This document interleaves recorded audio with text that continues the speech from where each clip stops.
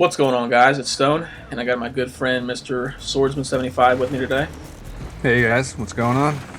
And we're going to talk about the Battlefield 3. You guys know what's going on with Battlefield 3. We're going to talk about console versus PC, how the game's going to play, and not going to start anything on other games. We're just going to talk about Battlefield 3 alone, how it's going to play differently between the versions, how it's going to play similarly. It's kind of hard to say. And see, what you guys think. If we can get a discussion going, that'd be great too.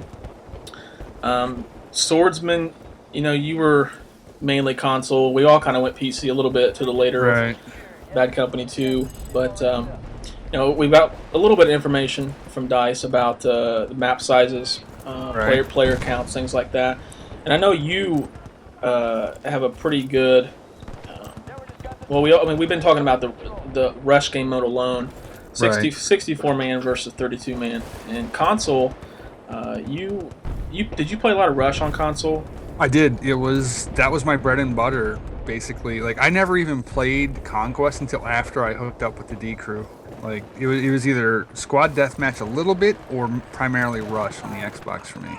Yeah, that was really the same for us early on. We didn't play Conquest until real late, and that's all we play on PC now because of the player sizes. Because Right. 32 man Rush is it's really unbalanced, extremely Absolutely. unbalanced, and borderline unplayable. Yeah, it's very frustrating if you're the attackers on 32-man Rush. I think it comes down to purely player count. I mean, you have more people being able to defend. There's only two MCOMs, so Right. split it up, and like you were saying earlier, for Battlefield 3, there's not going to be 64-man rush games on PC because that would be ridiculous. That would be retarded. Thank God 64-man is Conquest and whatever other game modes might be available. Yeah, that wouldn't be fun. I mean, unless there was multiple, maybe 4 or 5 MCOMs you had to take care of, then that might be better. But you didn't play. I know you didn't. Battlefield Bad Company 2 was your first PC Battlefield game, correct? If you don't count like 1943 and stuff, yeah. Okay. So you didn't play too many of the 64-man, monster games. I played a lot of Battlefield 2142, which has 64-man servers, which the map sizes on 2142 are a lot different than a Bad Company 2. They're just ginormous. But the console maps are going to be a little bit different for the PC version. Swords, that compact, they're going to be smaller, 75 to 80% smaller actually, just to keep up two things: the pace of play and also what the consoles can actually handle. Yeah, that hardware is a giant limiting factor. I'm sure if they could pull it off with the hardware, they would make them identical, but it just isn't in the cards right now. Yeah, I don't think it's going to be a big deal. As we see, we played console, PC for Battlefield Bad Company 2. There are some differences, not getting into player differences, but actual game mechanic differences. Right. Rush is really unplayable, and there's going to be a lot of people that say they still play Rush and blah, blah, blah. But we've played enough to know that Rush is unbalanced. Sometimes it's downright frustrating and it's unplayable. So Conquest is the main game mode for us on PC. Right. Some team deathmatch, but Jay Kaiser hates team deathmatch. But we still play it from time to time. Right. But 64-man Conquest games on Battlefield 3 it's something that the PC side is only going to be able to experience. There's a total difference between the 32-man Conquest game and the 64-man. I mean, Absolutely. It's map size and just how much action there is. Even in Battlefield 2, you saw stuff like that, examples of just how intense a 64-man game can be. Yep, and then it comes down to map design. Yes. In 2142, there was a map called Camp Gibraltar, and it was the choke pointiest map to end all choke point maps. There was ridiculous amounts of choke points, and it made for just intense games. And back then, it was fun, but it could get frustrating. I mean, you got 25 people going into a 3-man wide point, and there's just grenades, sentry guns, APM mines, mortar strikes coming down from the commander. Pretty damn intense, and I don't think we're going to get that on Battlefield 3 because well, hopefully they've learned a little bit of something from that, but you never know with developers. Yeah, here's hoping. I mean, there hasn't been a ton of time since when you figure Vietnam for Bad Company 2 has been released, less than a year. And some of those map designs you would have thought were no-brainers when it came to some of those choke points. Well, it's almost to the point where you wonder if they even play the maps extensively when they design them, because if they're not, they're pretty blatant. I mean, they're not hiding anywhere. You can Right. see the choke points pretty clearly if you have a full game going at least. Right. So, but yeah, I mean, Back on topic. yeah, back to Back on Battlefield topic. 3. We don't want to talk about any other failures. The primarily, I think none of us would have invested so heavily into PC gaming if we didn't think Battlefield 3 on PC had its own advantages, right? I mean, we're all agreed that it has stuff that it's going to do better than consoles. Exactly.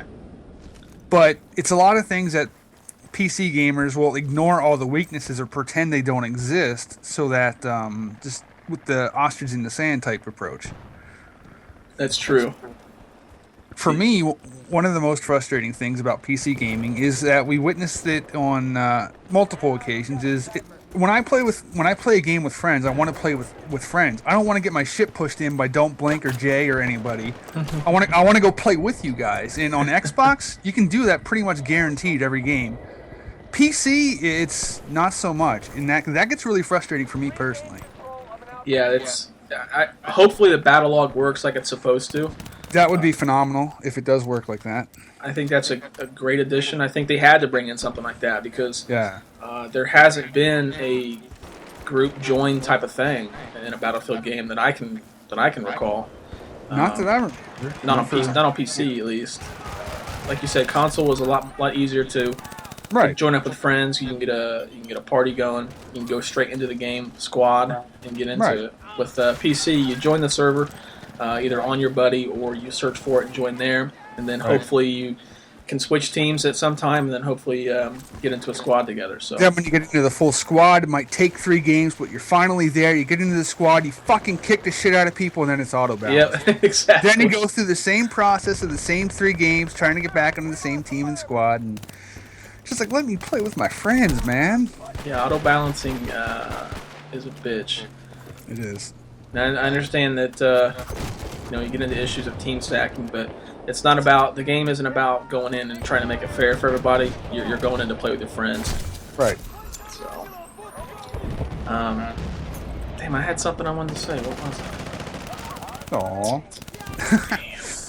Well, I think it would be another cool thing. While you think about it, let's dive off into this thing. Like, it's about time to see like dedicated servers finally getting the attention that they deserve, and the console version will also have the dedicated servers like Bad Company did, and that's going to be something that I think is going to even the gap when it comes to PC versus Xbox, because a lot of people don't. Well, the COD generation don't understand what a dedicated server actually brings to the table. And now that the Xbox will still have that, just like in Bad Company 2, I think it's something that it makes it easier where, okay, I like the Xbox version, where it's not such a big deal for a PC exclusive anymore. Hopefully other franchises will pick that up too. Yeah, the dedicated servers they're huge.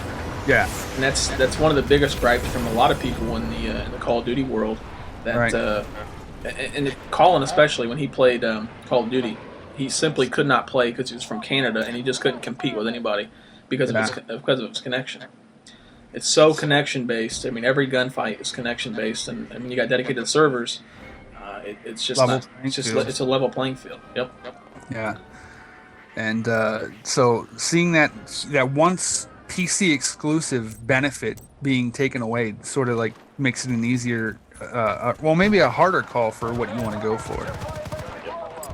I figured out what I'm going to talk about, and we can actually wrap it up with this. Something right. that's actually pretty cool, and I've noticed a lot of people are going to PC gaming. They're either buying new PCs, building new PCs, or upgrading their old ones. And I believe most of them are in anticipation of Battlefield 3. And I think driving the market. the component makers need to start sucking dicks because Dice is making them a lot of money. But there's a lot of people that are anticipating Battlefield 3. And Battlefield is an original PC series. Everybody knows that. Right. And the graphics are going to be better. It's not even going to be close. And you're going to need a computer to run it. You don't want a computer that just runs at half-assed, low settings, medium settings.